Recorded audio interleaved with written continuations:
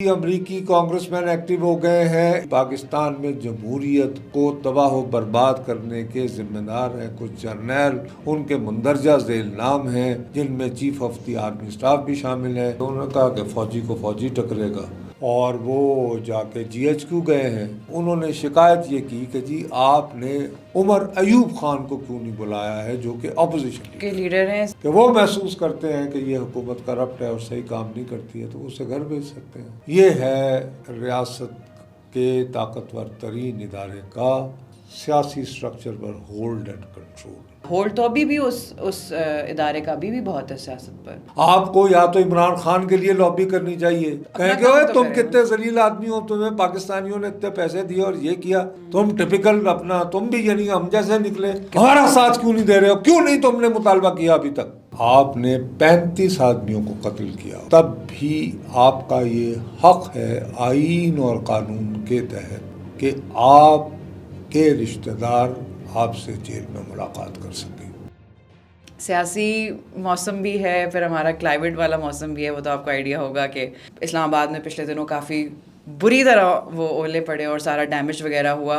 फिर दूसरी तरफ सर ये इसको सियासी मौसम कहे या ये क्या सियासी ओले थे जो अलीमा खान और उनकी सारी बाकी बहनों पर इमरान खान साहब की पड़ गए। आपने पहले भी मेंशन किया कि मुलाकात करनी थी तो करने दें, क्या इतनी बड़ी बात है इसमें, या सिर्फ इन्हें PTI? नहीं, मैं अभी भी ये कहूँगा, देखें एक सबसे बड़ी बात ये है कि इमरान खान साहब पे बेतहाशा इल्ज़ामात हैं, उनको सज़ा भी सुना दी गई है।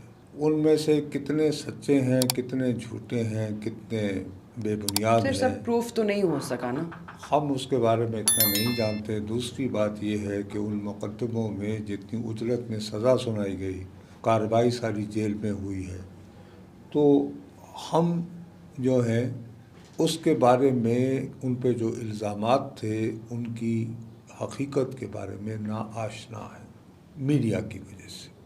कि सर सारे फैक्ट्स मीडिया के सामने नहीं हैं तो मीडिया लोगों के सामने भी नहीं रखता। अच्छा, अब चूँकि उजलत में और जेल में ट्रायल के ज़रिए सज़ा सुनाई गई है, तो उसमें ये है कि अगर आपकी इमरान खान साहब से और उनकी जमात से हमदर्दी न भी हो, तो आप ये समझने को या ये कयास करने को मजबूर हो जाते हैं कि जी चूँकि आजकल वो ज़रा बागी बने हुए हैं तो उनकी बगावत की सज़ा सुनाई गई है, उनके ख़िलाफ़ है सच जो मुकदमे बनाए गए हैं उनमें जान नहीं थी, वरना उनको आम अदालत में पेश करते, वहाँ गवाहियाँ होती, तकारीर होती फिल्मों की तरह, जनाब मुलजिम ने ये किया और वो अपनी सफाई। तो मतलब सर कोई ऐसे हार्ड फैक्ट्स तो नहीं है ना। अब इस बैकग्राउंड के अंदर जो है जेल में फ़र्ज़ करें आपने 35 आदमियों को कत्ल किया हो, तब भी आपका ये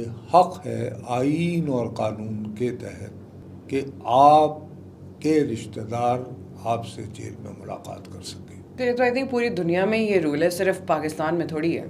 ठीक है ना जी, एक दिन आई गेस अलॉट होता है रिश्तेदारों से मिलने का, तो आप उसमें, अब हमारे यहाँ चूँकि हालात तो नॉर्मल नहीं हैं, हमारे यहाँ तो नॉर्मल पॉलिटिक्स तो हो नहीं रही है, हमारे यहाँ तो सियासत बन गई है ईदर और का मसला है कि यूँ महसूस होता है एक तरफ सिस्टम है, एक तरफ एक बंदा है, वो ये कहता है मैं इस सिस्टम को नहीं मानता, मैं इसको डिस्ट्रॉय कर दूँ। सर लेकिन वो खुद तो सिस्टम की ही पैदावार हैं टू बी ऑनेस्ट। अब वो बगावत का लेबल अगर अब उन पर लग गया है तो पास्ट तो नहीं भूलना चाहिए ना हमें। मैं नहीं भूल रहा हूँ, लेकिन बात यह है कि मेरे भूलने से या आपके भूलने से क्या फ़र्क पड़ता है। सवाल ये है कि जो उनके हामी हैं क्या वो भूले हैं या नहीं। उनके हिसाब से सर तारीख पाकिस्तान की 2018 से ही शुरू होती है और अभी भी वही तारीख चल रही है।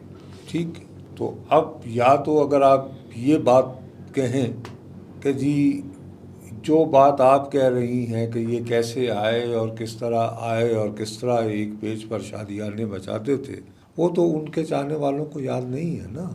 कन्वीनियंटली भूल जाते हैं ना, अपनी पसंद की डिटेल्स याद रखते हैं। क्योंकि आपको पसंद ना हो, मुझे पसंद ना हो, आप कन्वीनियंटली का लफ्ज़ अच्छा लगता है उनको तंज करने के लिए, but the fact of the matter is कि वो याद नहीं, कि उनकी एक सॉलिड कॉन्स्टिट्यूंसी है और वो कॉन्स्टिट्यूंसी इस तरह के इक़दामात से मज़ीद नाराज़ होती है और उसकी अपने लीडर के साथ हमदर्दियाँ दोबाला हो जाती है और गहरी हो जाती है। अब अगर लोग सड़क पर आकर पथराव ना करें, पुलिस का मुकाबला ना करें, लड़े ना, तो ये अलग बात है, लेकिन दिलों में तो लोग कमेटियां डाल रहते हैं ना। देखिए, जुल्फ़िकार अली भुट्टो अप्रैल 1979 में फांसी लगे थे, तो पीपल्स पार्टी को वोट कब मिला? 1988 में। और उस वक्त भी लेकिन पंजाब में वो हुकूमत नहीं बना पाए थे, इसलिए कि झगड़ा इस्टेब्लिशमेंट से था। इस्टेब्लिशमेंट को शक था, शुबा था कि मोहतरमा अगर इक़्तिदार में फुल कुव्वत के साथ आई तो वो बदले लेंगी, कहेंगी कौन कौन शामिल था मेरे बाप की।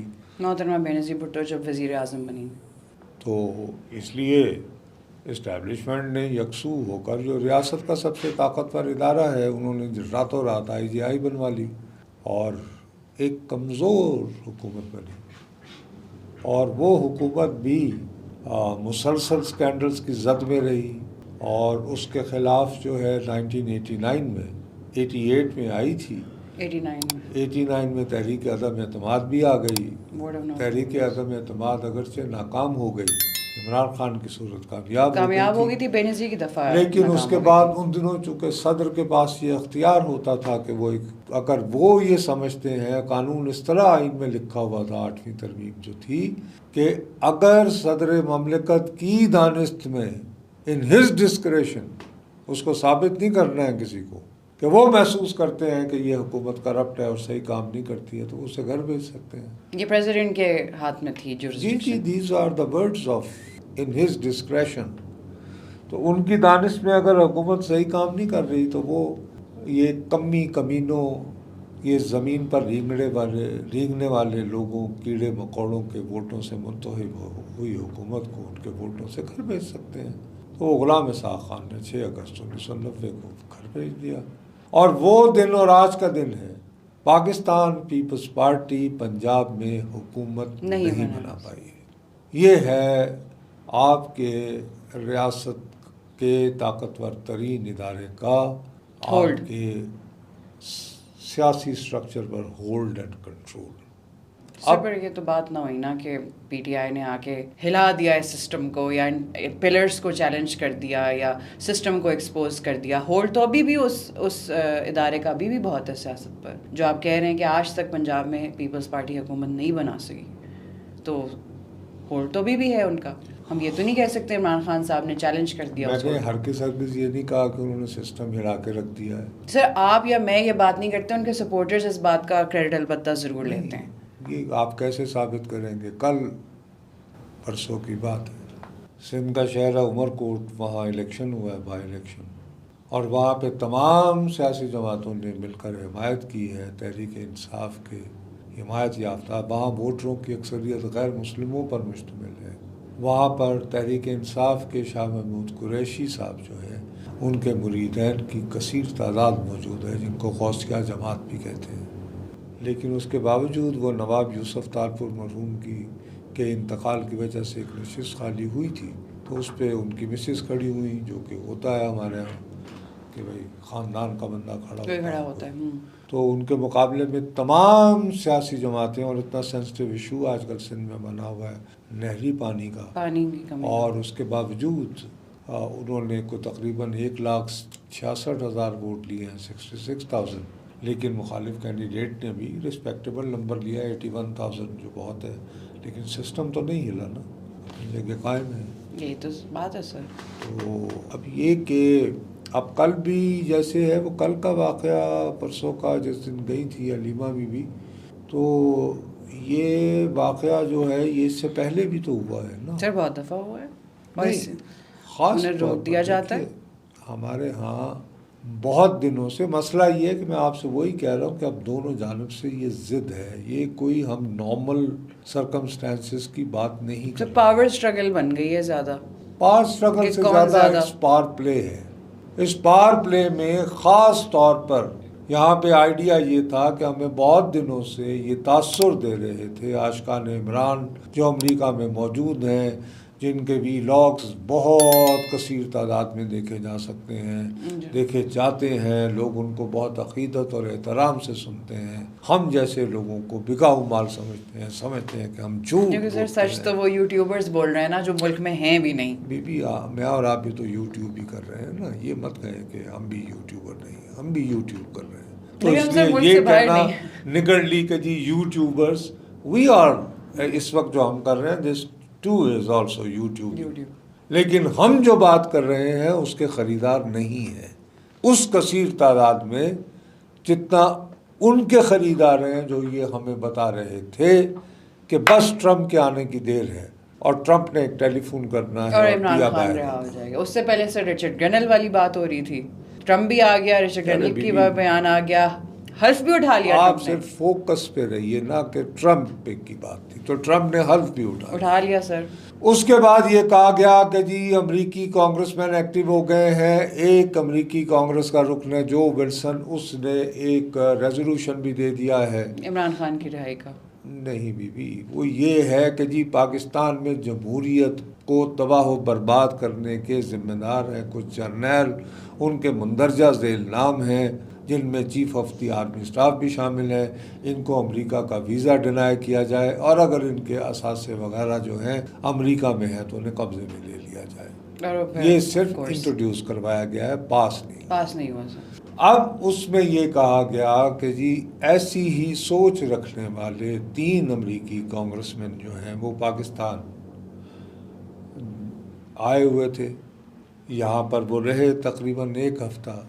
तो अमेरिका में मुकीम आवाम में मकबूल यूट्यूबर्स की कसीर तादाद ये बता रही थी कि उनमें से ख़ास तौर पर एक साहब जैक बर्गमैन जो कि वहाँ की पहले एयरफोर्स में थे और लेफ्टिनेंट जनरल के होते, उन्होंने कहा कि फ़ौजी को फ़ौजी टकरेगा, वहाँ का फौजी और यहाँ का फौजी, और वो जाते ही पहले मुतालबा करेंगे कि हमें इमरान खान से अटियाला जेल में मिलना है। अच्छा, वो उन तीनों ने ऐसी कोई फरियाद नहीं की है और वो जाके GHQ गए हैं और यहाँ अमेरिकन एम्बेसी में भी वो मुख्तलिफ़ सियासी जमातों के लोगों को मिले हैं। तो अमेरिकी सियासी जमात ने, अमेरिकी सफारतखाने ने अपने यहाँ जो दावत की थी वहाँ उन्होंने फवाद चौधरी साहब और उनके भाई जी फैसल साहब को बुलाया था।